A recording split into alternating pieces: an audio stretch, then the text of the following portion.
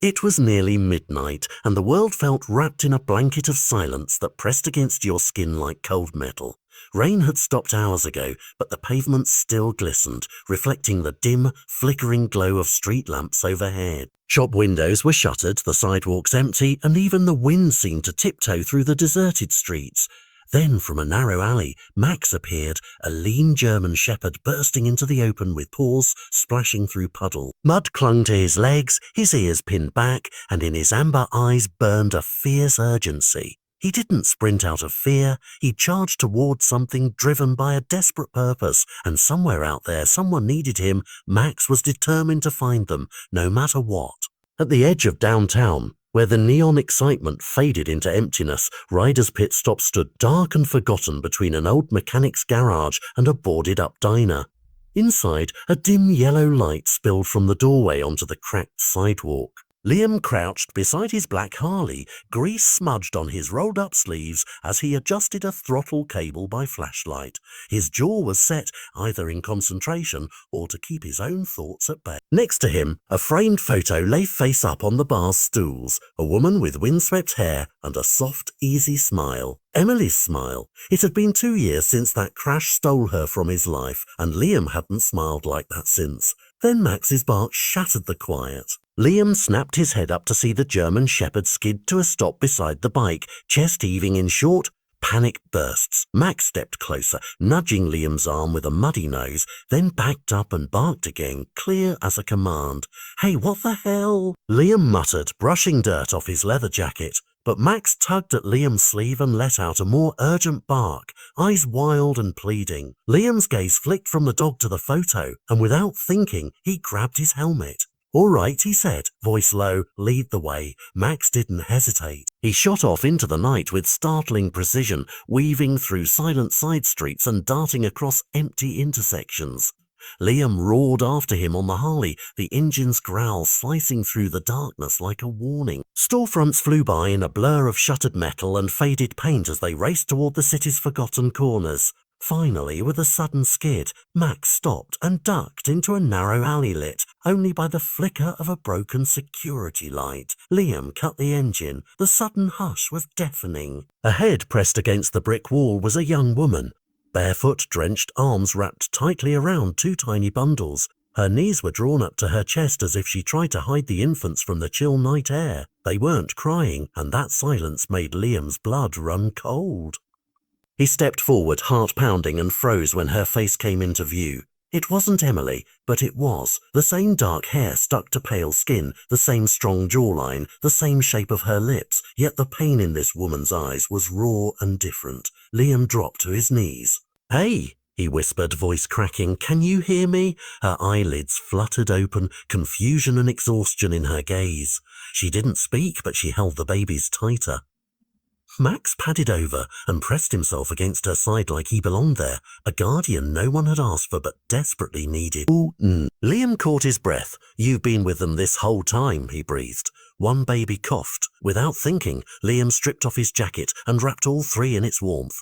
Sophie, the name he would learn later, lay limp against him, breathing shallowly. He checked her pulse, weak but there. The infants, bundled in wet blankets, were ice cold. Their chests rose and fell too slowly. Max let out a low growl, then melted against Sophie, sharing what little warmth he had. Liam scrambled for his phone, but the screen was cracked and dead from an old fall. He cursed, then pulled out his emergency radio from the saddlebag. "This is Carter," he said, voice steadier than he felt. "Send an ambulance to the alley off 8th and Burr. Female adult unresponsive, 2 infants in critical hypothermia." Sirens answered him, wailing closer. Liam turned back to the trio. Sophie's head lolled as if she fought to stay conscious. One baby whimpered, the other lay still. Max pressed even closer, tail wagging in a slow, comforting rhythm. "It's okay, buddy," Liam murmured. "I'm here now." Paramedics swarmed in under harsh fluorescent lights, shouting vitals and orders. The antiseptic smell stung Liam's nose as he jogged behind, Max at his heels. A nurse tried to bar the dog, but paused when she saw Max's mud-caked fur and fierce, watchful eyes. He didn't bark or pull. He strode past the chaos and stood guard outside the trauma bay like a soldier on duty. Liam collapsed into a plastic chair in the waiting area. His clothes were soaked, and every time he closed his eyes, he saw Sophie's pale face in the alley light. Max lay at his feet, head on the floor, ears perked each time someone in scrubs passed by. Moments stretched into hours. A nurse finally stopped, peering down at Liam. "Are you family?" she asked gently. "No," he said, voice flat. "I just found them." She nodded toward Max. "And him?" "He's their guardian," Liam replied. The nurse smiled and moved on. Time folded in on itself as Liam sat motionless, weighed down by years of loss and regret. But tonight felt different. It wasn't just saving lives, it was being there when it counted. As suddenly Max stood up, eyes fixed on the double doors. They creaked open with a deliberate slowness. A doctor stepped out, pulling off gloves and mask with tired hands. Liam was on his feet before the words formed. "They're stable," the doctor said, voice calm but weary. "The infants were severely hypothermic and dehydrated, but we've got their vitals back. They'll need close monitoring." Liam exhaled, sensation returning to his chest. "And the mother?" he asked. "Weak but responsive," the doctor replied. "We've started fluids. She should wake soon." Max let out a soft, relieved huff and sat down. An hour later, Liam saw movement through the glass. A nurse whispered something to Sophie as her fingers twitched. Then Sophie's eyes fluttered open, blurry with confusion. She turned her head and saw Max, whose tail thumped once against the floor. "Max," she breathed, voice raspy. Liam watched, stunned as tears welled in her eyes. She tried to sit up but faltered, and Max nudged her hand with his nose. She whispered, You brought help." The days that followed were stitched together by small miracles. Liam visited every day, initially saying it was just for Max. But soon nurses nodded to him in greeting, and he admitted to himself it was never just about the dog. Sophie's strength crept back bit by bit. Dark bruises faded into gentle shadows beneath her eyes, replaced by cautious smiles. Liam learned to hold the twins, supporting their fragile necks, burping them when they whimpered, folding impossibly tiny onesies. Sophie never laughed at his awkwardness. She just showed him how. Max watched it all from his spot under the hospital bed, ears twitching, eyes always alert.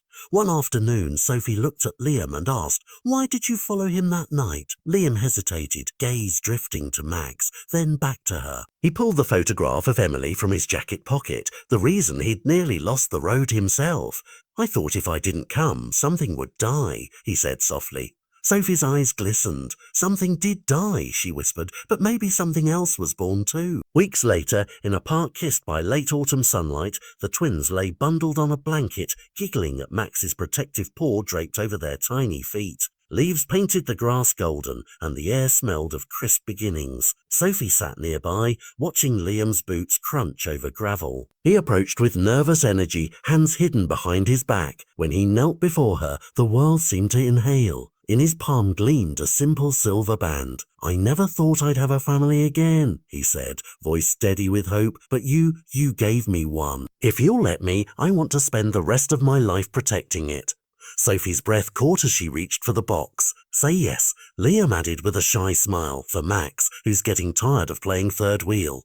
Tears slipped down Sophie's cheeks as she nodded, voice barely above a whisper, "Yes." Max barked once, sharp and proud as if giving his blessing. Liam rose and swept Sophie into his arms, holding her like a man who finally understood what it meant to be found after a lifetime of getting lost. And there, under the golden leaves, they began their new story, one born of desperation, stitched together by hope, and guarded by a dog whose purpose was clear all along.